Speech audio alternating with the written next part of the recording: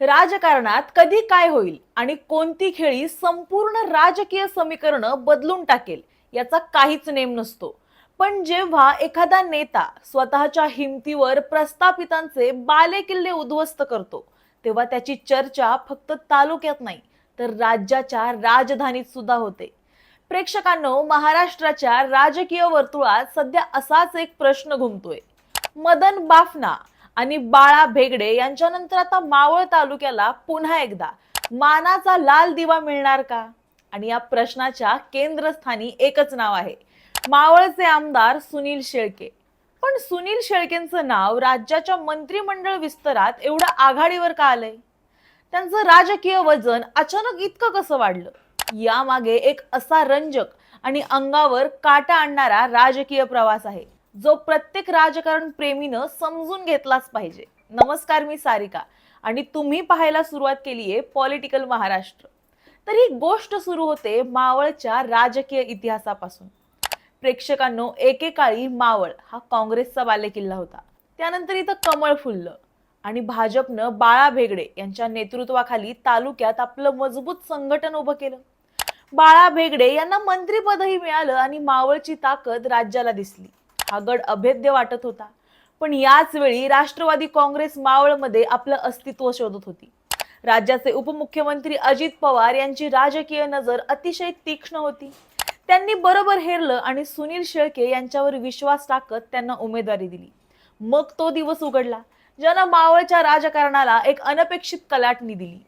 पहिल्याच निवडणुकीत सुनील शेळके या नव्या चेहऱ्यानं थेट राज्याचे तत्कालीन मंत्री असलेल्या बाळा भेगडे यांचा दणदणीत पराभव केला. राजकारणात याला जायंट किलर असं म्हणतात. एका प्रस्थापित मंत्र्याला पाडून शेळकेंनी संपूर्ण महाराष्ट्राला आपली दखल घ्यायला भाग पाडलं.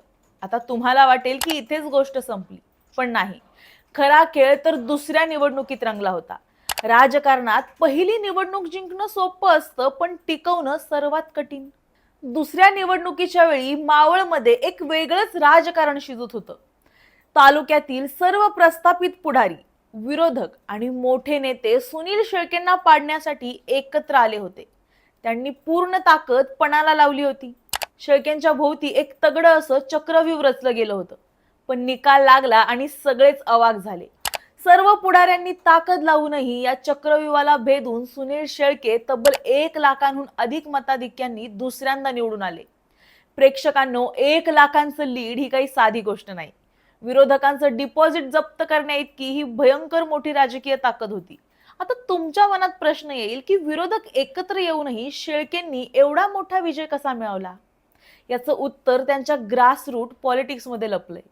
शेळकेंनी फक्त विधानसभेवर लक्ष केंद्रित केलं नाही, तर त्यांनी संपूर्ण मावळ तालुक्याची नस ओळखली. बघता बघता 5 जिल्हा परिषद गट आणि तब्बल 10 पंचायत समित्या त्यांनी एक हाती निवडून आणल्या. फक्त ग्रामीण भागच नाही तर शहरी भागातही आपला दबदबा निर्माण केला. लोणावळा नगर परिषद, तळेगाव दाभाडे नगर परिषद, वडगाव नगर पंचायत आणि सोबतच संतभूमी देऊ ही मोठी शहरं त्यांनी राष्ट्रवादीमय करून टाकली. स्थानिक स्वराज्य संस्थांवर मिळवलेली ही एक हाती सत्ता त्यांच्या विजयाचा खरा पाया होती. पण मंडळी, केवळ इलेक्शन मॅनेजमेंटनं निवडणुका जिंकता येत नाहीत. त्यामागे लागते सामान्य जनतेशी जुळलेली नाळ, लोकांची कामं करणं, सतत त्यांच्यात राहणं आणि दांडगा जनसंवाद. यामुळे शेळके हे मावळच्या माय भगिनींसाठी नुसते आमदार राहिले नाहीत, तर ते त्यांचे हक्काचे अण्णा बनले. विकासाची जोड आणि जनतेची खंबीर साथ यांचं हे अतूट नातं, हाच तो शेळकेंचा खरा करिश्मा. आणि याच सगळ्या कारणांमुळे सध्या पश्चिम महाराष्ट्रात पक्ष संघटना अधिक मजबूत करण्यासाठी राष्ट्रवादी काँग्रेसमध्ये जे मोठे फेरबदल होणार आहेत, त्यात सुनील शेळके यांचं नाव सर्वात वर आहे. सध्या विधानसभेच्या उपाध्यक्ष पदाची जबाबदारी अण्णा बनसोडे यांच्याकडे आहे. मात्र पक्षाला आता एका अत्यंत आक्रमक, प्रभावी आणि भक्कम जनाधार असलेल्या नेतृत्वाला संधी द्यायची आहे.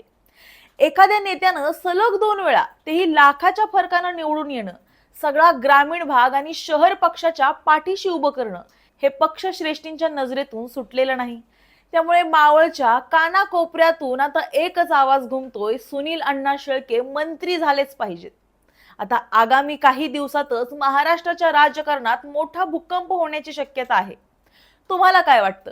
लाखांचं लीड घेणाऱ्या सुनील शेळकेंना सुनेत्रा पवार खरंच लाल दिवा देतील का?